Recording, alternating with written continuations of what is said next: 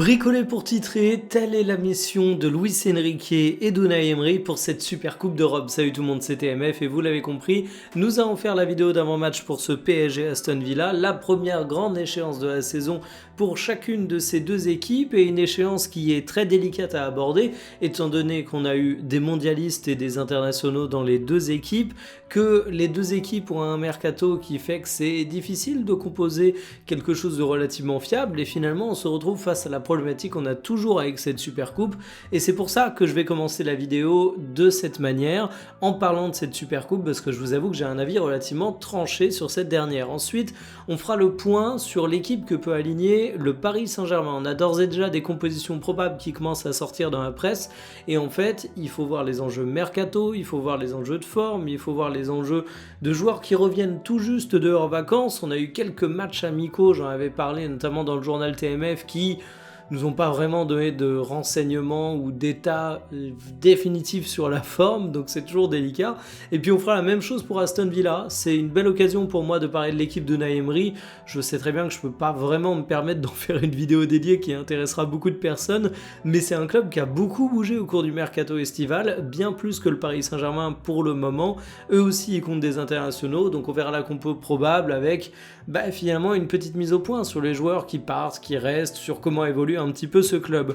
On terminera dans une partie sponsorisée par Winamax avec mon petit pronostic sur la rencontre, la première qui compte cette saison, je le redis. Vous avez le code promo TMF10 et le lien en description à rentrer lors de votre création de compte, ça vous donne 10 € en free bet et en plus de ça, Winamax rembourse votre premier pari en cash jusqu'à 100 € s'il est perdant. Vous avez vu les cotes, on en reparle en fin de vidéo. On va donc parler de Paris, on va donc parler de Villa. Installez-vous confortablement et bienvenue pour cette nouvelle vidéo Talk My Football.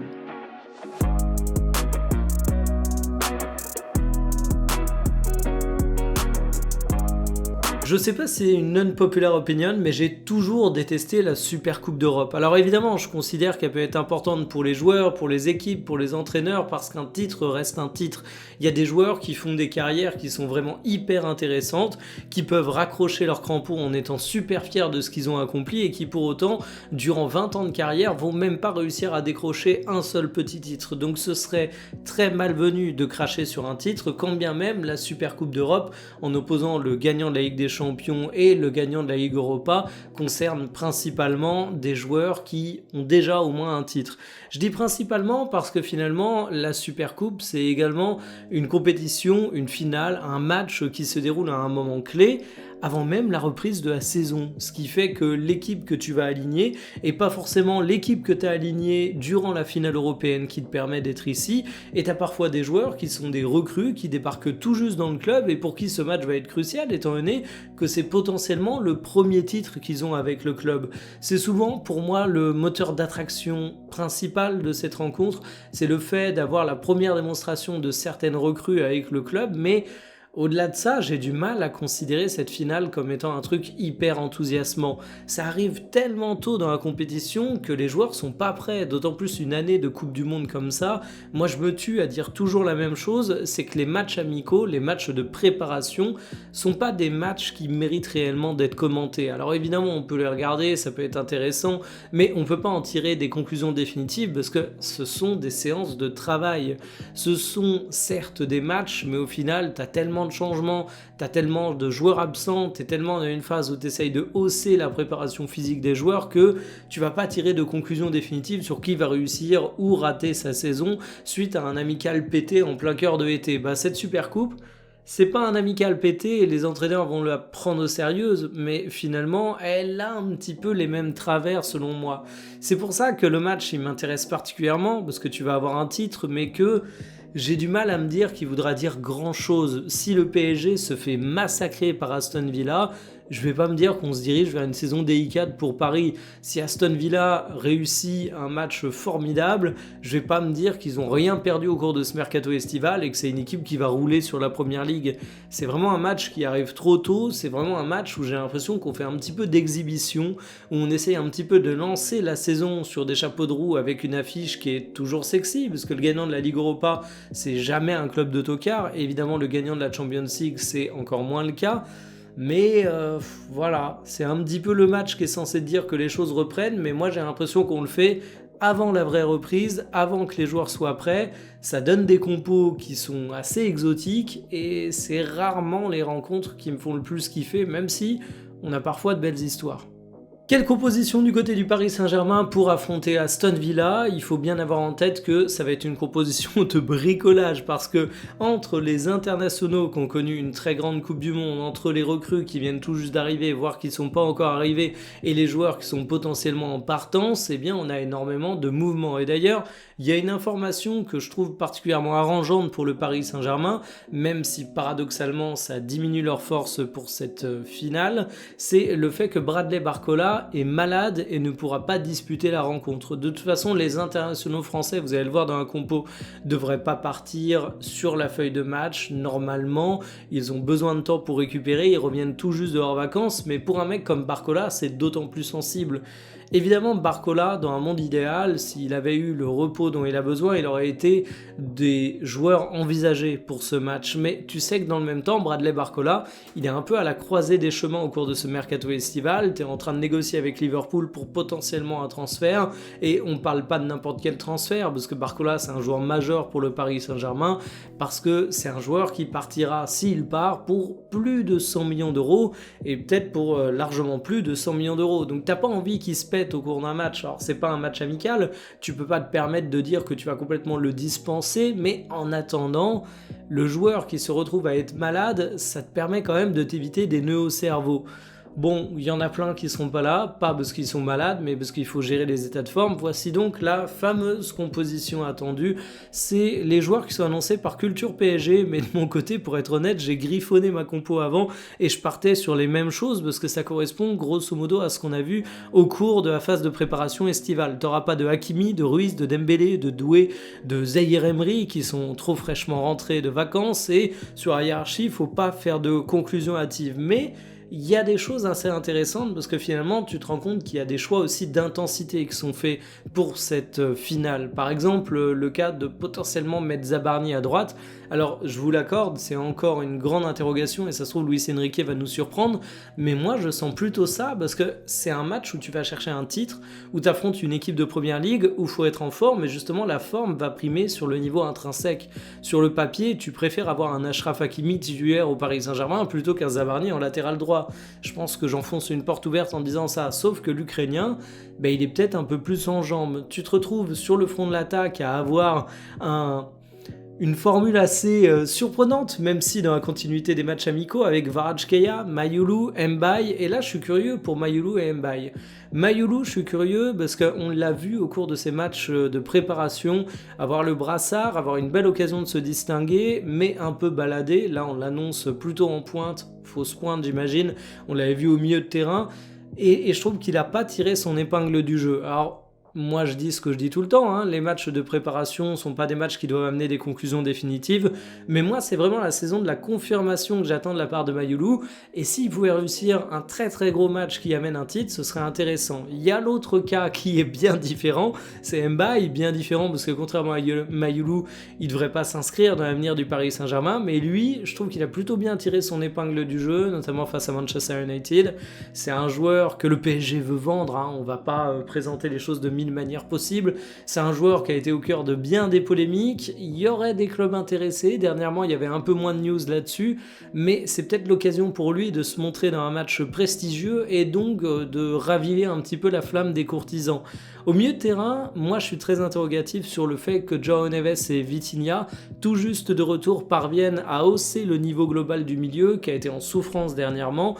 Beraldo c'en est un peu le symbole. Moi je crois très très fort à son repositionnement au poste de numéro 6 en tant que sentinelle. Je pense qu'il a les qualités footballistiques pour, mais il a besoin de reprendre un petit peu, de prendre tout court d'ailleurs un petit peu les réflexes. Et bon, lors du premier match de prépa, c'était catastrophique. Face à United, c'était déjà mieux. Je suis vraiment curieux de voir ce que ça a donné face à une belle adversité, parce que c'est un joueur qui va jouer son avenir à Paris, en fait, ici. Est-ce que je vais caricaturer, je vais m'emballer? Évidemment, je pense pas ça à ce point, mais est-ce que Luis Enrique va en faire le nouveau Busquets ?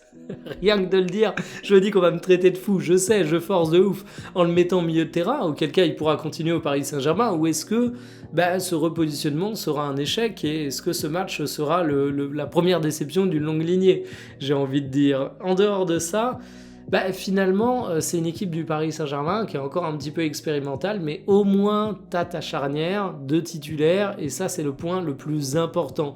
T'as pas encore tes recrues, on parle beaucoup de mecs potentiels qui peuvent arriver du côté du Paris Saint-Germain, je vous ai fait également 2-3 vidéos là-dessus, Akliouche est déjà là, Lucas Digne est déjà là, mais ils reviennent de vacances, donc on risque pas de les voir dans ce 11, donc oui, c'est un PSG expérimental, oui, il manque beaucoup de titulaires. Va falloir voir si Kvaratskhelia va pouvoir encaisser le statut de prétendant au Ballon d'Or, parce qu'on entre dans la période où les débats deviennent fous. C'est pas ce match qui changera son destin pour le sacre du Ballon d'Or, mais en tout cas c'est un match qui sera beaucoup regardé. L'Aston Villa qui va affronter le Paris Saint-Germain est tout de même très différent de l'Aston Villa qui a remporté la Ligue Europa et qui a fait de belles performances du côté de la Première Ligue. Le premier élément qui explique ça, c'est un mercato qui a été absolument mouvant. Il y a un départ dont vous n'avez pas pu passer à côté, c'est évidemment celui de Morgan Rogers, vu le montant de transfert absolument hallucinant qu'a posé Chelsea. Il a fait sa saison en numéro 10, légèrement excentré sur la gauche, 14 buts, 11 passes décisives. Il était l'incarnation du danger et c'était sans doute l'homme le plus qualitatif de l'effectif d'Aston Villa. T'as également Tielemans qui est parti, qui est également un joueur qui était crucial dans cette équipe, titulaire dans le double pivot.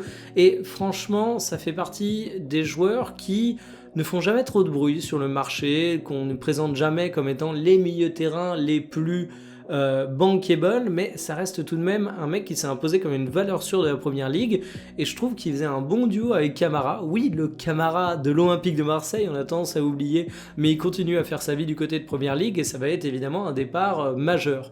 Il y a celui de Lucas Digne, qu'on connaît particulièrement bien en France, et évidemment notre joueur finaliste de la Coupe du Monde 2026 qui va justement au Paris Saint-Germain. C'est un des tauliers d'Aston Villa, mais au-delà de sa capacité à être un bon latéral gauche, c'était également un joueur qui était extrêmement utile sur les coups de pied arrêtés. Donc tout ça pour vous dire que il y a des départs qui font quand même mal du côté d'Aston Villa. Alors c'est souvent compensé par un mercato estival qui est tout autant actif quand on parle de clubs riches de Première Ligue. Là, c'est peut-être pas tout autant actif. Alors la première recrue à me plaît, vous la voyez, c'est la plus onéreuse, c'est Manzambi. Le problème, c'est qu'il a fait un mondial remarqué, mais remarqué également parce qu'il en est sorti blessé, il pourra pas faire la rencontre. Joe Gomez en provenance des Wolves, un joueur box-to-box qui a été assez intéressant, mais dans une équipe qui était en telle souffrance que c'est dur d'en tirer des conclusions. Et pour être totalement transparent avec vous, j'ai vu quand même pas mal de fois les Wolves au cours de cette saison, mais je n'ai jamais regardé les Wolves pour regarder Wolverhampton. C'est toujours l'adversaire que je regardais et du coup, bon, j'ai pas un avis extrêmement tranché. Il y a Garnacho qui débarque et c'est un pari qui est intéressant. Et attention au faux retour de prêt, par exemple Malen qui est en fin de prêt, mais qui du coup est tout simplement transféré. Et sur la composition que pourrait aligner Aston Villa, donc on y vient, je vous rassure, face au Paris Saint-Germain, ça donnerait grosso modo ça. Alors oui, il y a aussi le sujet des internationaux pour Villa, c'est le cas notamment pour Watkins, qui ne sera pas aligné vraisemblablement, et c'est Guessant qui revient de son prêt à Palace, qui pourrait occuper la pointe, et je dois vous avouer que je suis extrêmement sceptique sur Guessant. De manière générale, je suis sceptique, à ce poste, dans ce match, je suis encore plus sceptique. On n'aurait pas le gardien préféré des Français, Emiliano Martinez, qui débuterait le match. Alors ça reste à voir, parce que c'est un joueur qui a plus que n'importe qui mérité ses vacances, étant donné qu'il est finaliste de cette Coupe du Monde et qu'en plus il l'a perdu, donc généralement c'est de ça dont tu as le plus besoin, c'est dans ces cas-là où tu as le plus besoin de prendre des congés, mais c'est un gardien de but, tu sais que c'est pas exactement pareil pour l'enchaînement des matchs, mais on va dire qu'il partira pas forcément titulaire dès le départ, et sinon, vous voyez qu'il y a des trous, évidemment, il va falloir composer avec ce que tu as, et l'absence de ton Morgan Rogers, ça va être dur à compenser. C'est assez flou, mais ce que j'ai envie de dire grosso modo sur cette composition d'Aston Villa, c'est que si les Parisiens peuvent se plaindre de ne pas avoir le PSG Prime aligné à cause des internationaux, Villa a ce problème, mais en plus Villa a d'autres problèmes qui sont liés au mercato, et la réincorporation de recrues, ça met toujours du temps. L'incorporation de nouvelles recrues, ça prend toujours du temps. Combler des départs, ça prend toujours du temps. Si je trouve que de manière générale, ce match il tombe tôt dans le calendrier, c'est d'autant plus le cas pour Aston Villa. Alors Paris Saint-Germain ou Aston Villa, qui va l'emporter selon moi dans ce match et qui va être titré pour bien débuter sa saison? Je vous montre les codes dans une partie sponsorisée par Winamax. Je vous rappelle qu'avec le lien en description et le code promo TMF10 à rentrer lors de la création de votre compte, vous avez petit 1, 10 € offerts en free bet, petit 2, votre premier pari qui est remboursé en cash s'il est perdant, jusqu'à 100 €. Le Paris Saint-Germain est favori pour le résultat du match.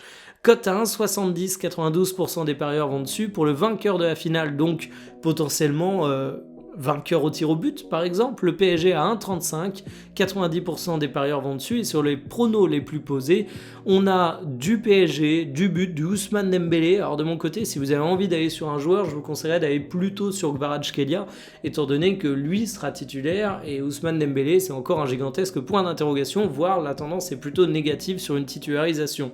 De mon côté, je vais simplement aller sur résultat PSG dans les 90 minutes parce que je sens plutôt bien ce Paris Saint-Germain. Déjà, dans l'absolu, je considère que c'est une équipe supérieure à Aston Villa. Et ensuite, c'est pas un match où on doit considérer les équipes dans l'absolu parce qu'il faut jauger par rapport au niveau de forme, il faut jauger par rapport aux joueurs disponibles. Et certes, le PSG est diminué, mais je trouve que Villa est aussi diminué et en plus diminué de façon massive à cause de son mercato et pas seulement à cause des internationaux, etc., etc. Donc, moi, plutôt confiance dans ce Paris Saint-Germain. Je pense qu'ils ont pu faire une préparation supérieure à l'année dernière où tu avais la Coupe du Monde des clubs, que tu essayais quand même de jouer, mais où c'était un petit peu complexe en fait. Alors on va me dire, ouais, mais il n'y avait pas la Coupe du Monde tout court, certes. Mais en attendant, j'ai quand même l'impression que Paris est une équipe qui a quand même des arguments à faire valoir. Mayoulou, ça reste un bon joueur. Kvaratskhelia, ça reste un titulaire absolument indiscutable de ton équipe. Tu vas avoir tes deux milieux de terrain portugais qui vont faire vraiment de bonnes choses s'ils arrivent à retrouver leur niveau. T'as ta charnière titulaire, c'est pas non plus catastrophique pour Paris. En tout cas, on débriefera le match, bien évidemment. Je suis pressé de voir ce que ça a donné, même si vous avez compris mon relatif scepticisme sur ce titre qui, à mon goût, tombe encore une fois très tôt dans la saison. Je vous dis à demain, salut.